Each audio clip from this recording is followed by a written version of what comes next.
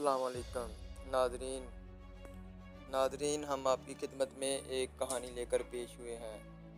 एक मर्तबा बेचारा शेख चिल्ली सख्त बीमार हो गया।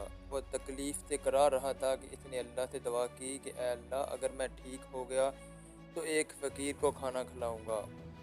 कुछ दिनों के बाद शेख चिल्ली जब तंदुरुस्त हो गया तो इसे रास्ते में जाते हुए एक फ़कीर मिला। इसने फ़कीर से पूछा, क्या तुम मेरे घर चलकर खाना खाओगे? फ़कीर बोला, जी बिल्कुल, क्यों नहीं। शेख चिल्ली ने इससे पूछा, तुम क्या खाना पसंद करोगे? फ़कीर ने जवाब दिया, मैं थोड़ी सी मूंग की दाल से रोटी खाऊंगा। शेख चिल्ली अपने घर गया और अपनी बीवी से कहा कि मूंग की दाल पकाओ, एक फ़कीर आएगा, तुम इसे खाना खिला देना, मैं मस्जिद में नमाज़ पढ़ने जा रहा हूँ।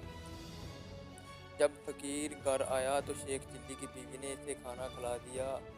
इसके बाद इसने फ़कीर से पूछा, क्या तुम कभी खुदा के पास गए